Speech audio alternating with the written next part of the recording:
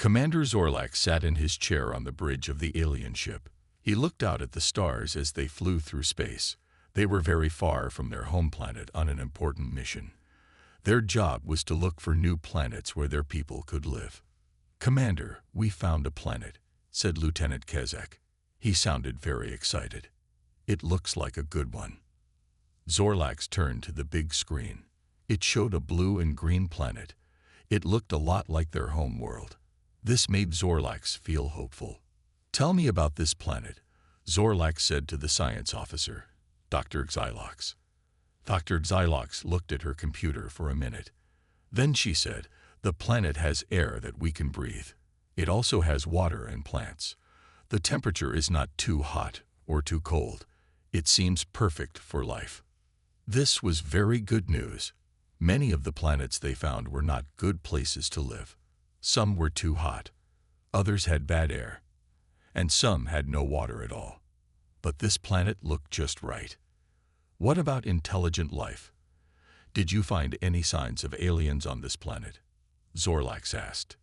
"Yes, we did," Dr. Xylox said. "Our scans show there are cities on the planet. This means there must be some kind of intelligent aliens living there." Zorlax was surprised by this. They had hoped to find an empty planet where their people could start a new colony. But maybe they could share the planet with these aliens, or maybe the aliens would agree to move to a different part of the planet. "We should go down to the planet and meet these aliens," said Kazak. "We need to find out if they are friendly or dangerous." Zorlax agreed. It was always risky to meet a new alien species. Some might be happy to meet them, but others might want to fight.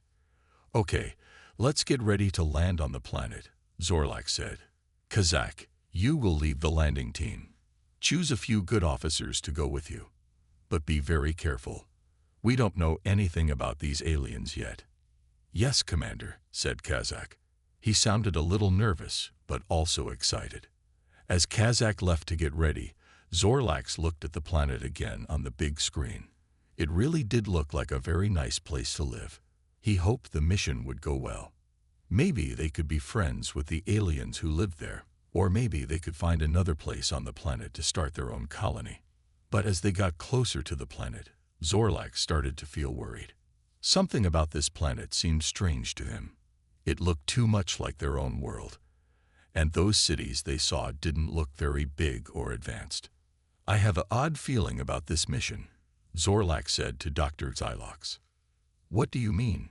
she asked. "I don't know," said Zorlax. "It's just a feeling. Like maybe we are missing something important about this planet and the aliens who live there." Dr. Xylox looked again at her scans of the planet. "The scans show it has everything needed for life, just like our world. Is that what seems strange to you?" Zorlax nodded. "Yes, maybe that's it. It just seems too good to be true after searching for so long." He shook his head. "Never mind. It's probably nothing. Let's hope Kazak and his team are able to make peaceful contact with the aliens." Zorlax watched as the ship moved into orbit around the blue and green world. He had a very strong feeling that this mission would change everything. Whether it was a good change or a bad one remained to be seen. Lieutenant Kazak and his team got ready to go down to the planet's surface. They put on their special suits that would protect them from any bad air or diseases. They also took some weapons with them, just in case the aliens were not friendly. "Remember, we come in peace," Kazak told his team. "We only use our weapons if we are attacked first." The team got into a small landing ship. Kazak flew the ship down towards the planet. As they got closer, they could see more details of the cities. "Look at those buildings," said Ensign Thezzer. "They look very simple and old. Not what I expected from aliens who can build cities." Kazak agreed. The buildings were made of wood and stone, not metal and glass like on their home world, and there were no tall towers or big ships like they had. It was all very strange. They flew over a big river and saw some boats on it, but the boats looked very simple too, made of wood with no engines. "Maybe these aliens are not as advanced as we thought," said Kazak. "Their technology looks very basic. As they flew lower, they saw the alien creatures working in fields near the city. They were walking behind big animals pulling tools through the dirt. It looked like very hard work. "Why don't they use machines to do that work?" asked Thazar. "It would be much easier and faster." Kazak didn't know. It seemed like these aliens chose to live in a very simple way, even though they were smart enough to build cities. It was a big mystery. Finally, they found a flat place to land outside the city walls. The area was empty, so it seemed safe. Kazak carefully landed the ship on the grass. "Okay, helmets on," Kazak ordered. "We don't know what kind of air is out there." The team put on their helmets and checked that their suits were working right. Then they opened the door and stepped out onto the new planet. The first thing they noticed was how good the air smelled. It was fresh and clean with a hint of flowers and grass. Not at all what they expected on an alien world. They looked around at the land. There were green hills, trees with colorful fruits, and bright flowers everywhere. It looked a lot like the parks back on their planet, but even more beautiful. "Wow, this place is really nice," said Thazar. "I could stay here forever." Kazak smiled. He felt the same way, but they had a job to do. They needed to find the aliens and talk to them. Just then, they heard a loud noise. They turned and saw a group of the aliens coming out of the city gate. They were riding on big animals and carrying long poles. At first, Kazak thought the poles might be weapons. He got ready to defend his team.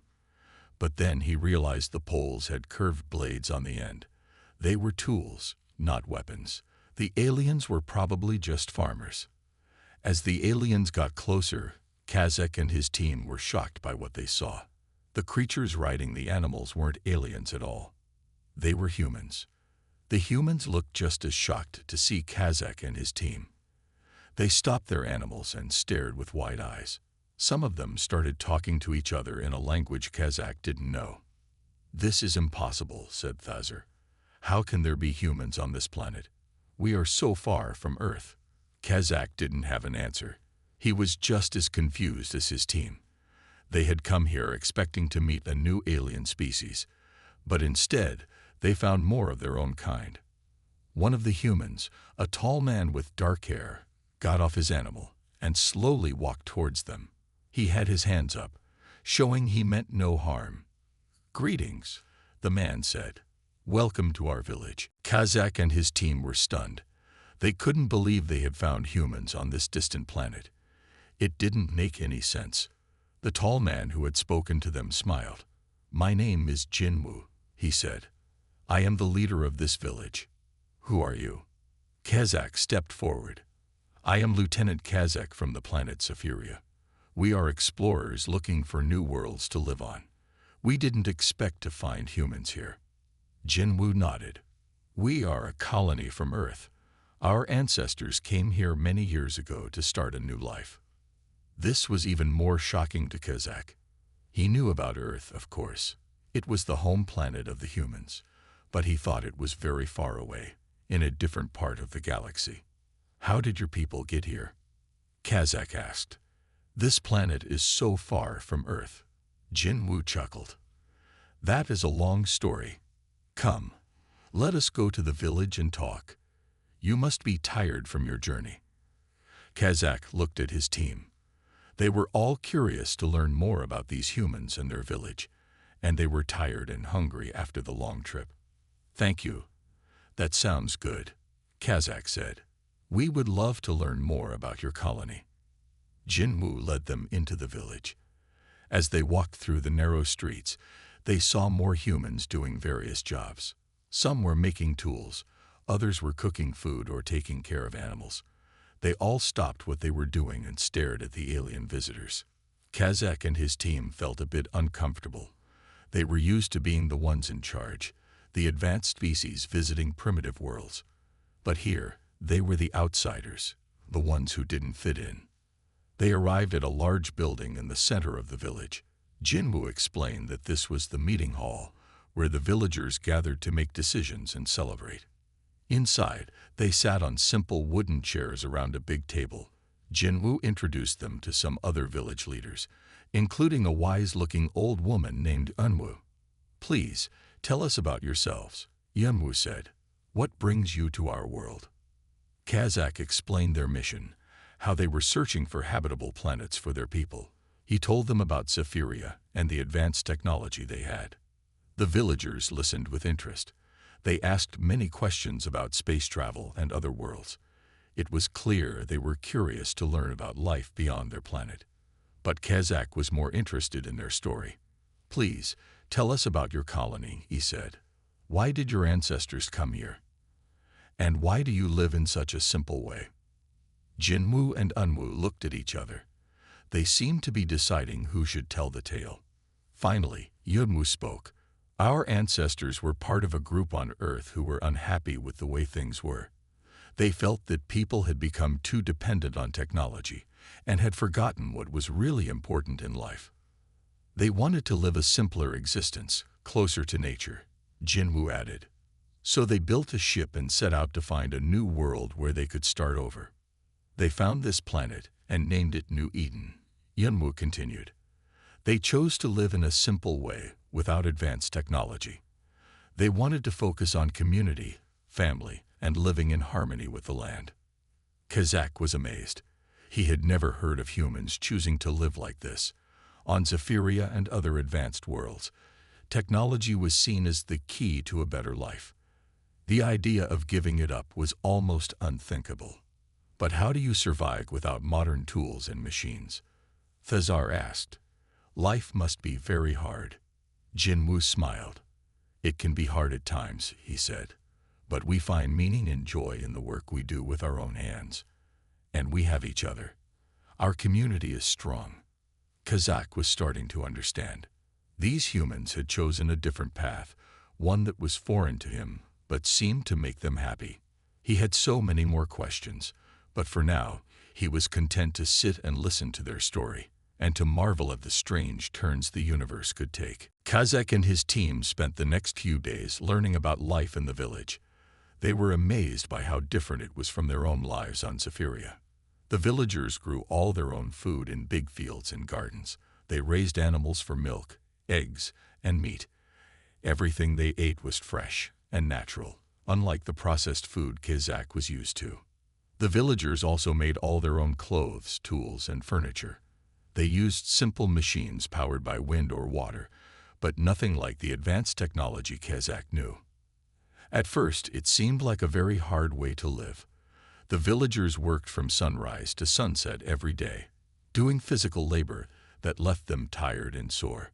But as Kazakh spent more time with them, he started to see the upsides of their lifestyle. The villagers seemed happy and healthy. They had a strong sense of community, with everyone helping each other. One day, Kazakh was helping a farmer named Minjin plow his field. It was hard work, pushing the heavy plow through the soil, but Minjin seemed to enjoy it. "This is how my father taught me to farm," Minjin said, "and his father before him. There is honor in this work, in providing food for my family and my village." Kazakh thought about this. On Zephyria, most food production was done by machines. People worked in offices or factories, rarely getting their hands dirty. It seemed efficient, but maybe something was lost in the process. Another time, Kazakh was walking through the village with Unwu. They passed a group of children playing a game with sticks and stones. The children were laughing and shouting, clearly having fun. "Don't they have any electronic toys or games?"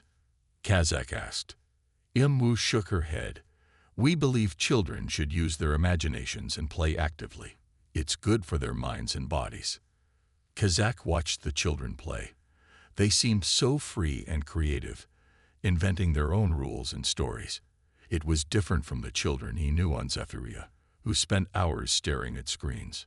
Slowly, Kazakh began to understand why the villagers had chosen this life.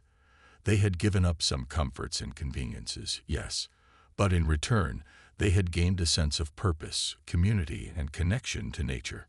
It wasn't the life Kazakh would choose for himself. He still believed in the power of science and technology to make the universe better, but he could respect the villagers' choice. One evening, Kazakh was discussing these thoughts with Jinwu. They were sitting outside the meeting hall, watching the sunset paint the sky in beautiful colors. "I admire what your people have built here," Kazakh said. "It's so different from how I live, but I can see the appeal." Jinwoo nodded. "It's not an easy life," he said, "but it's a fulfilling one. We feel close to each other and to the land." "Do you ever miss the technology and comforts of Earth?" Kazakh asked. Jinwoo thought for a moment. "Some of the younger generation are curious about that life," he said. "They hear stories of flying cars and space travel and wonder what it would be like. But for most of us, we are content here. We have what we need, and we are free from the problems that come with advanced technology." Kazakh understood. Every society had to find its own balance, its own way of living. As the sun dipped below the horizon, Kazakh felt a sense of peace. He was glad to have met these humans and learned about their unique way of life. He knew his mission was to find a planet for his own people to colonize. But maybe, just maybe, there was something his people could learn from the villagers of New Eden. As Kazakh and his team spent more time in the village, they started to notice something. While most of the villagers seemed content with their simple life, some of the younger ones were curious about the outside world. One of these was a bright young woman named Neri. She was always asking Kazakh and his team questions about their technology, their ship, and the other worlds they had visited. "What's it like to fly through space?" she asked one day. "To see the stars up close." Kazakh told her about the wonders of space travel, the thrill of exploring new worlds. Neri listened with shining eyes. "I wish I could see it for myself," she said wistfully. Kazakh was surprised. "But I thought your people chose to live apart from advanced technology," he said. Neri sighed. "That was our ancestors' choice," she said, "but we're not bound by it. Some of us want to learn about the wider universe." Kazakh could understand that desire. He had always been curious about what lay beyond his own world.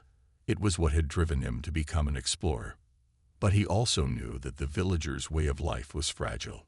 Contact with advanced technologies could disrupt their society in unpredictable ways. He shared these thoughts with Jinwoo and Yeonwoo. They nodded gravely. "We have always known that some of our young people would be drawn to the stars," Yeonwoo said. "It is natural for them to be curious. But we worry about what would happen if they left," Jinwoo added. "Our community depends on everyone working together. If too many leave, it could fall apart." Kazakh could see the dilemma. The villagers had built something special here, a way of life that prioritized community and simplicity. But they couldn't force their children to stay if they wanted to leave. Over the next few days, Kazakh noticed more and more signs of this restlessness among the youth.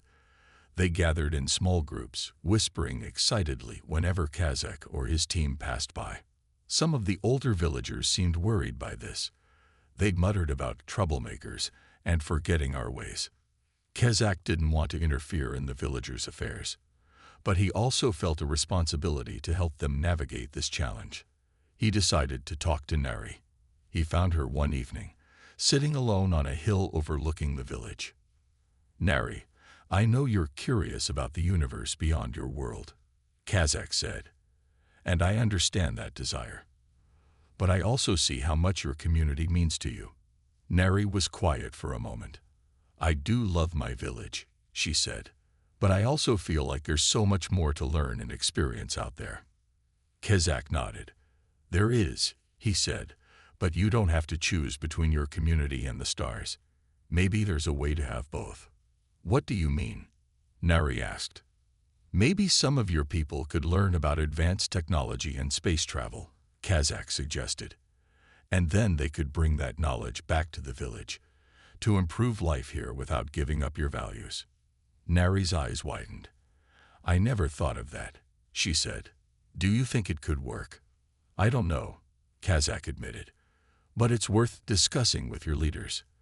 There might be a middle path, a way to embrace change while holding on to what matters most." Neri looked thoughtful. "I'll talk to Jinwoo and Yeonwoo," she said. "Maybe we can find a way forward together." Kazakh smiled. He hoped so. He had come to care about these people, and wanted to see them thrive. As the sun set over the village, Kazakh felt a sense of hope. Change was coming to New Eden, whether they liked it or not. But with wisdom and care, maybe they could navigate it successfully. In the days that followed, Kazakh found himself spending more and more time with Neri. She was eager to learn about the universe beyond her world, and he was happy to share his knowledge.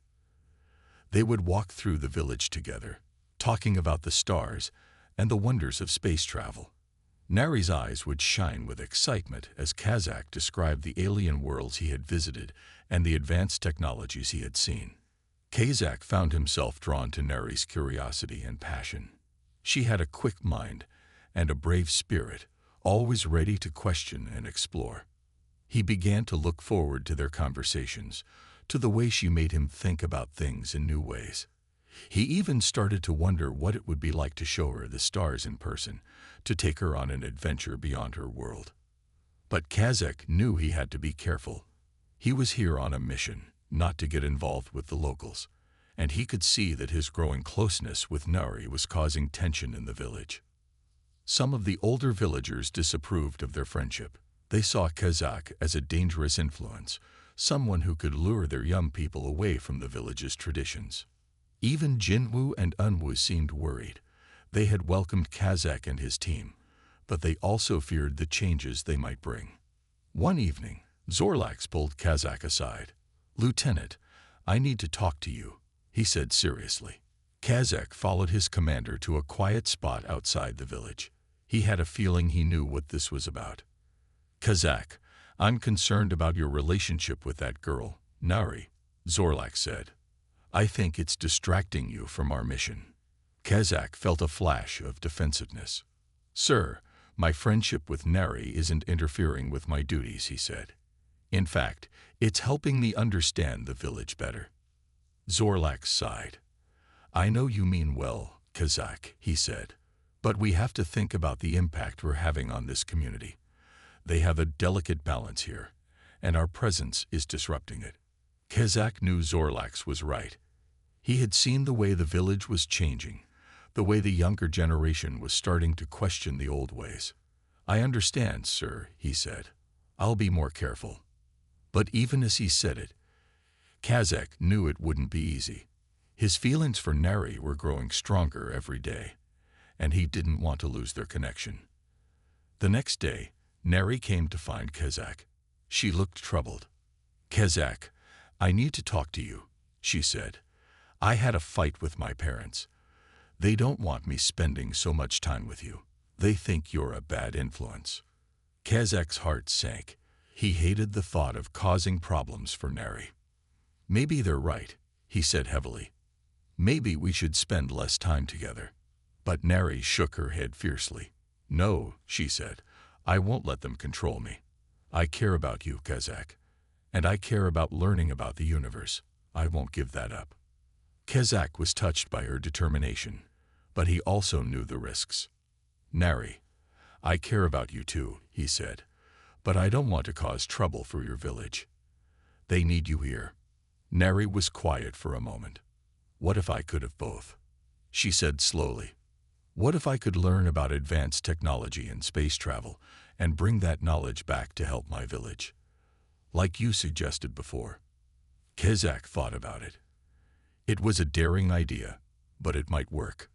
"We'd have to convince Jinwu and Yunwu," he said, "and my commander. But if we could find a way for you to learn and explore without abandoning your people, it could change everything." Neri's eyes sparkled with hope. "Let's do it," she said. "Let's find a way to bring our worlds together." Kazakh took her hand, feeling a thrill of excitement and fear. They were embarking on a risky path, one that could either unite their peoples or tear them apart. But looking into Neri's brave, determined face, Kazakh knew it was a risk worth taking. For her village, and for the chance at a future that could be brighter than either of them had ever imagined. Kazakh and Neri's plan to bring advanced knowledge to the village was met with mixed reactions. Some of the younger villagers were excited by the idea, eager to learn new things and improve their way of life. But many of the older generation were resistant. They saw it as a threat to their traditions, a dangerous path that could lead to the loss of everything they held dear. Tensions began to rise in the village. There were arguments and heated discussions, with people taking sides for and against change. Jinwoo and Unwoo tried to keep the peace, but it was clear that the community was divided. The arrival of the aliens had sparked something that couldn't be easily resolved. Kazakh felt responsible. He had never meant to cause such disruption. He cared about the villagers and didn't want to see them torn apart. He discussed his concerns with Zorlax. "Commander, I'm worried about the impact we're having here," he said. "The village is in turmoil because of us." Zorlax nodded gravely. "I know," he said. "It's a difficult situation. We came here to find a new home for our people, not to interfere with another society. But maybe there's a way we can help," Kazakh suggested. "If we could share our knowledge and technology in a way that respects the villagers' values." Zorlax looked thoughtful. "It's a delicate balance," he said. "We would have to be very careful, but perhaps it's worth exploring." Kazakh felt a glimmer of hope. If they could find a way to bridge the gap between their worlds, maybe they could bring something good out of this unexpected encounter. But before they could discuss it further, Neri came to find Kazakh. She looked distressed. "Kazakh, I need to talk to you," she said urgently. "Can we go somewhere private?" Kazakh followed her to a quiet spot outside the village. He could see that something was deeply troubling her. "What's wrong, Neri?" he asked gently. Neri took a deep breath. "Kazakh, I've made a decision," she said. "I want to go with you when you leave. I want to see the stars and learn about the universe." Kazakh was stunned. He had never expected this. "Neri, are you sure?" he asked. "Leaving your home, your family, it's a huge step." Neri's eyes filled with tears.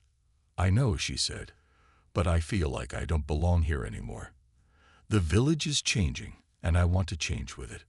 I want to learn and grow and see what's out there." Kazakh's heart ached for her. He could understand her longing, her need to explore, but he also knew the cost. "What about your people?" he asked softly. "They need you, Neri. You're a part of this community." Neri looked torn.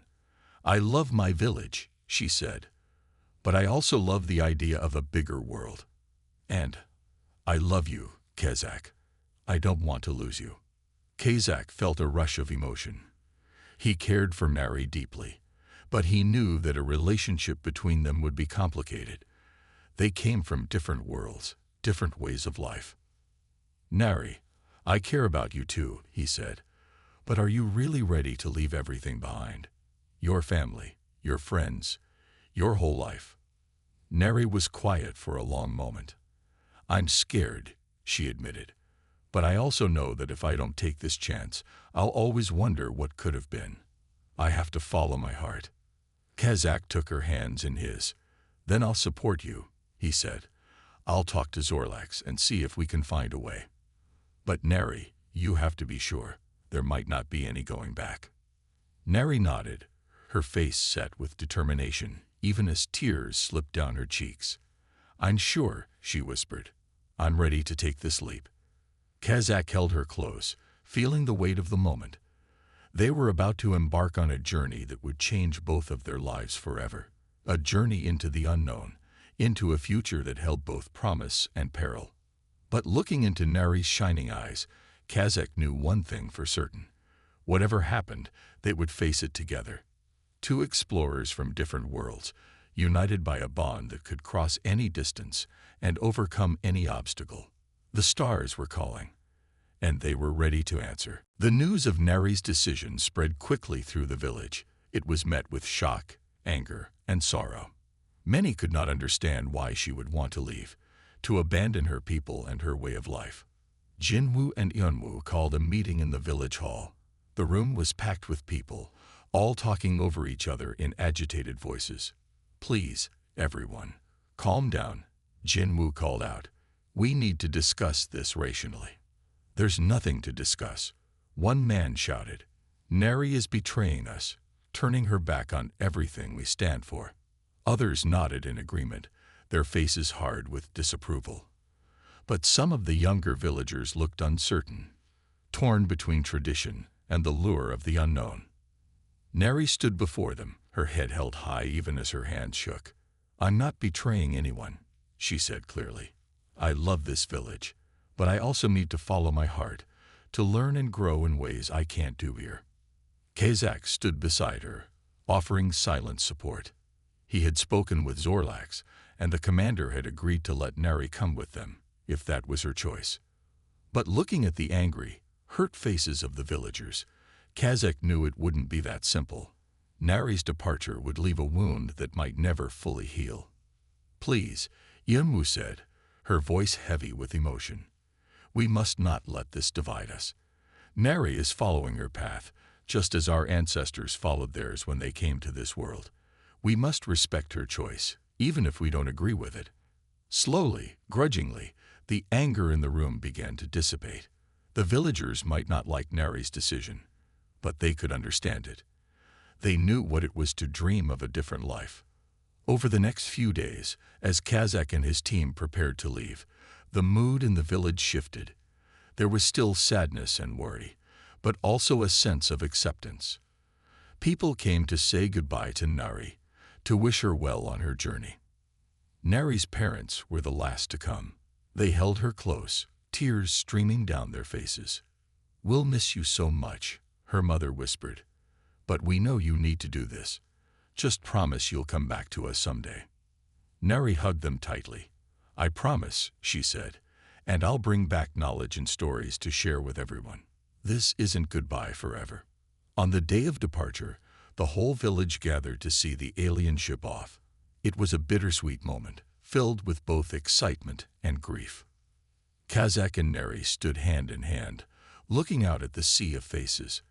They knew they were taking a leap into the unknown, but they also knew they had the support of both their peoples behind them. "Thank you," Kazak said to the villagers, "for your hospitality, your wisdom, and your courage. We will never forget what we've learned here." As the ship lifted off, Neri pressed her face to the window, watching her village grow smaller and smaller below. She felt a pang of loss, but also a thrill of anticipation. She was setting out on the greatest adventure of her life. She was going to see the stars, to learn and grow in ways she had never dreamed possible. And she was doing it with Kazak by her side, a partner and a friend who understood her in a way no one else ever had. In the village, life slowly returned to normal, but something had changed. The people had seen a glimpse of a wider universe, and they could never quite go back to the way things were. They began to incorporate new ideas and technologies into their lives, little by little. They started to dream of a future where they could be part of that larger world, while still keeping the heart of who they were. And every night, they looked up at the stars, thinking of Neri and Kazak, the two brave explorers who had brought their worlds together. They knew that somewhere out there, a new story was unfolding, a story of hope and unity and endless possibility.